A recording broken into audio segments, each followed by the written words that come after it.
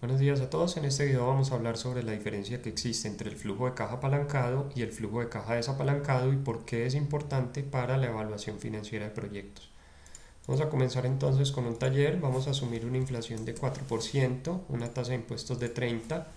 Vamos a invertir 40 millones de dólares y esos 40 millones de dólares los vamos a depreciar a 20 años. Vamos a utilizar también entonces un CAPEX recurrente de 3 millones de dólares para finalmente una depreciación anual de 2.150.000 que va aumentando a medida que se va depreciando el CAPEX recurrente.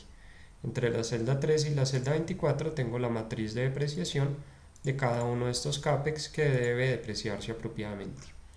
Vamos a asumir entonces que invertimos 40 millones de dólares, vamos a hacer 5.000 unidades y las vamos a vender a 20.000 dólares. Asumamos que estamos evaluando una planta de vehículos.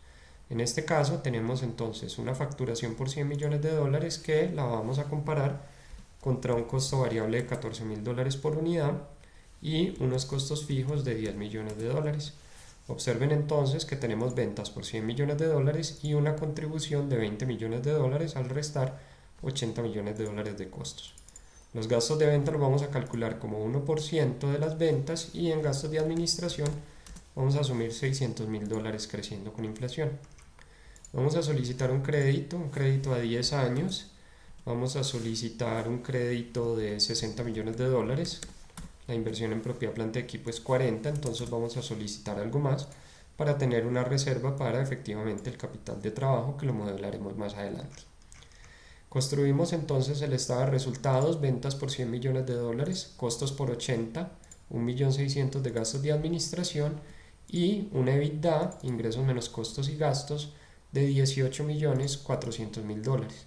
Este EBITDA de 18.400.000 dólares por ahora es suficiente para cubrir la cuota total del crédito de 60 millones de dólares. Observen que este crédito lo fraccionamos en interés que va al estado de resultados con la fórmula pago IN y capital que va al flujo efectivo con la fórmula de pago PRIM. Bajo esta lógica entonces vamos a tener que en color azul oscuro tenemos ingresos, costos, gastos, EBITDA, el componente DA que es depreciación y amortización y llegamos entonces al EBIT. Todos estos componentes que están acá de un color azul oscuro finalmente entonces son los componentes de la operación. Cuando nosotros acá incorporamos el interés, entonces ya estamos combinando actividades de financiación con actividades de operación y por eso ustedes encuentran acá un color diferente y esto lo vamos a utilizar más adelante para la construcción del flujo efectivo o del flujo de caja libre operacional.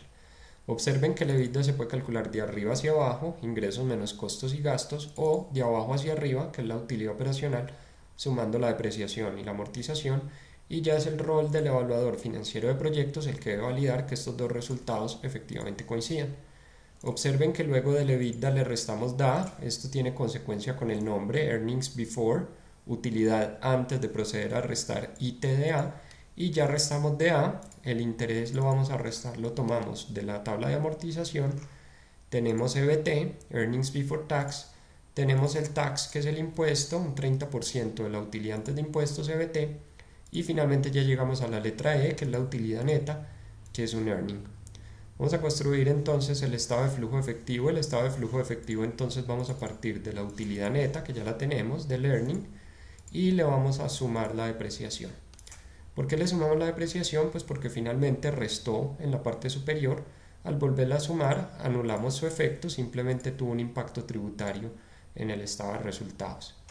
El efectivo generado por la operación EGO es un concepto similar al EBITDA utilizando el método alternativo, noten la diferencia. En el método alternativo del EBITDA tomamos la utilidad operacional y le sumamos la depreciación, mientras que el EGO es la utilidad neta y le sumo la depreciación, entonces se parece bastante el efectivo generado por la operación.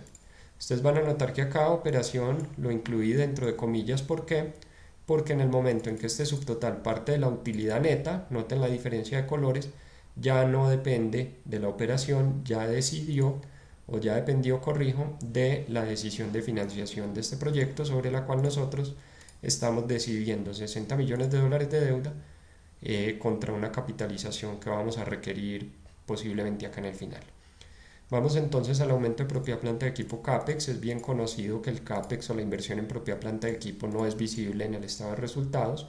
Y ya tenemos el primer subtotal del flujo efectivo, el EGO, el de actividades de inversión y el de financiación, que de nuevo utilizamos un color azul claro porque finalmente este subtotal, el tercer subtotal del flujo efectivo, depende de las actividades de financiación, en este caso de la decisión de solicitar 60 millones de dólares y devolverlos en el tiempo. Tengo que validar entonces que la suma simple de este componente de capital, voy a desplazar acá izquierda a derecha, sea efectivamente los mismos 60 millones de dólares, y tiene sentido porque lo tomé de la tabla de amortizaciones que está acá en la parte superior de la fórmula pago PRIN, que me devuelve el principal. Cuando nosotros entonces miramos, ya tenemos este flujo de caja, tenemos un flujo de caja final que fue acumulando dinero. Este flujo de caja final inmediatamente lo tenemos que llevar al balance general como disponible. Esto entonces nos irá alimentando el activo. En este momento también tomamos la propiedad planta de equipo neta, vamos tomando el saldo anterior más el nuevo CAPEX menos la depreciación de ese CAPEX asociado. La utilidad neta alimenta el estado de resultados y acá tengo entonces la utilidad acumulada, y activo es igual a pasivo más patrimonio. Ustedes pueden replicar este taller, tendrían que tratar de replicar entonces estos subtotales como una forma de practicar si funciona o no funciona, y si el estado de situación financiera efectivamente activo es igual a pasivo más patrimonio. Sería un ejercicio interesante. Las obligaciones financieras son el saldo anterior más la nueva deuda menos el pago de capital. En este momento, si nosotros miramos el flujo de efectivo, el estado de situación financiera está funcionando, pero una particularidad es que en este momento no podemos calcular la tasa interna de retorno porque no tenemos cambio de signo. Finalmente solicitamos más dinero de lo que era la inversión inicial, entonces el Excel no es, digamos, capaz de calcular una tasa interna de retorno porque finalmente no tenemos un cambio de signos. Adicionalmente tampoco tenemos lo que se conoce como valor terminal o valor a perpetuidad, que es qué ocurre en los años que por acá todavía no están en modelación.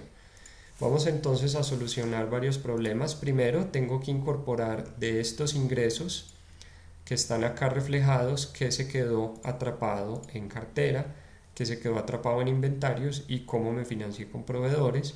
Entonces vamos a devolvernos a los componentes de capital de trabajo y vamos a decirle que en el primer año no vamos a recibir el equivalente a 2 meses de ventas. Vamos a decirle que en el primer año vamos a tener adicionalmente a los costos anuales otros 2 meses adicionales más de costo, y nos vamos a financiar 2 meses con los proveedores para por lo menos compensar el impacto con los inventarios. En este caso particular, entonces, lo que nosotros vamos a notar es que el concepto de capital de trabajo, activos corrientes menos pasivos corrientes, pues nos va a pedir una capitalización específicamente de 16 millones de dólares. Con el tiempo se soluciona porque en el año 3 ya estoy recaudando las cuentas por cobrar que se generaron al inicio de la evaluación financiera del proyecto. Entonces vamos a desplazarnos acá hacia abajo y observen entonces que los 20 millones de dólares efectivamente que solicité en exceso al banco, sobre los cuales tuve que pagar interés y capital, efectivamente sí cumplen con el requisito de que en el modelo no haya un flujo de caja final negativo. Sin embargo, pese a lo anterior, no nos soluciona el problema que tenemos de la tasa interna de retorno, sobre la cual se sigue generando un error. Una solución entonces que es bastante útil desde la perspectiva de las finanzas corporativas es desmontar totalmente del modelo la deuda, y es simplemente utilizar acá cero, y en ese caso por eso se conoce como flujo de caja desapalancado. En el momento en que no me ingresan estos 60 millones de dólares, lo que ustedes van a notar es que sí tengo entonces el cambio de signos que me permitiría calcular una tasa interna de retorno sin valor terminal. En este caso sí tengo cambio de signos y tengo una aplicación más similar a la evaluación financiera de proyectos. Cuando calculo esta tasa interna de retorno me da una tasa interna de retorno de 16,6 con valor terminal. Con el objetivo de no tener que afectar este modelo, es decir, con el objetivo de tener un modelo de Project Finance y un modelo de evaluación financiera de proyectos, entonces podemos construir un flujo de caja que incorpore todos los componentes que nosotros tenemos acá en color azul oscuro, y ese flujo de caja es lo que se conoce como flujo de caja libre operacional, y sería exactamente el mismo resultado que multiplicar por cero la deuda.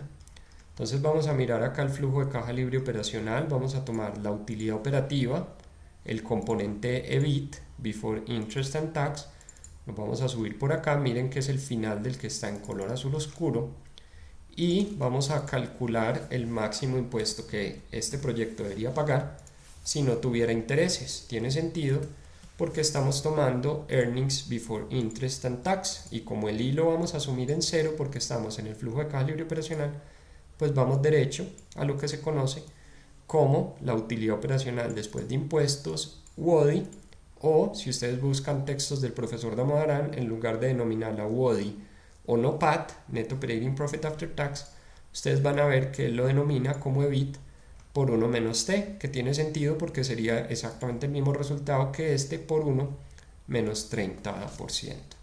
Vamos a tomar acá el CAPEX neto. El concepto de CAPEX neto es cuánto estoy invirtiendo versus cuánto estoy depreciando. Es similar a sumar la depreciación y restar el CAPEX, y quedar exactamente lo mismo. Y el cambio en capital de trabajo, que ya lo tengo modelado en la parte superior. Con esto llego a lo que en español se denomina flujo de caja libre operacional, flujo de caja desapalancado, unlevered cash flow, free cash flow to the firm, o como lo denomina el profesor Damodaran, EBIT por 1 menos T menos net capex menos changing non-cash working capital. Nosotros simplemente lo denominamos flujo de caja libre operacional, y en este caso ya solucionamos el problema del cambio de signos. Simplemente nos faltaría solucionar el tema del valor terminal, sobre el cual ya hemos hablado en otros videos, que es tomar el último flujo de caja por 1 más el crecimiento a perpetuidad dividido I menos G, dividido la tasa de descuento menos el gradiente de valor terminal, y en este caso ya puedo calcular la tasa interna de retorno del flujo de caja libre operacional, que sería 27,3%, el cual al ser superior al costo promedio ponderado de capital, nos indica que el flujo de caja se acepta. Entonces ya tenemos el Free Cash Flow to the Firm. En valoración de empresas es una metodología particular de valoración. Y ahora vamos al flujo de caja al patrimonio, que nos daría Free Cash Flow to Equity, que es la segunda metodología de valoración más popular. En este caso vamos a la utilidad neta. Vamos a tomar la utilidad neta, parte de la utilidad neta, lo que quiere decir que incorpora el interés, sería entonces este de color azul claro, y todos los componentes operacionales en azul oscuro, que ya los definí en la parte superior. Si quisiera entonces acá ya tendría el flujo de caja al patrimonio. Observen que no puedo calcular la tasa interna de retorno, viene afectado por la nueva deuda y la amortización de capital. Entonces este flujo de caja al patrimonio disponible en Damodaran Chapter 14, si ustedes escriben estas palabras claves que están viendo en este momento, es más útil para valoración de empresas que para evaluación financiera de proyectos, que sería entonces destinado o más enfocado en este módulo que nosotros tenemos acá de flujo de caja libre operacional. Vamos a tomar acá el CAPEX neto, que sería más F81, que sería la inversión, y acá más F, vamos a mirar cuál es, más F77, que sería la depreciación, lo que quiere decir que el CAPEX neto es el exceso de inversión por encima de la depreciación. Con este entonces cerraríamos este ejercicio, y pues espero les haya quedado clara la diferencia entre el flujo de caja libre operacional asociado a los activos y el flujo de caja desapalancado, digamos el flujo de caja apalancado con deuda asociado al patrimonio. Nos vemos en un próximo video.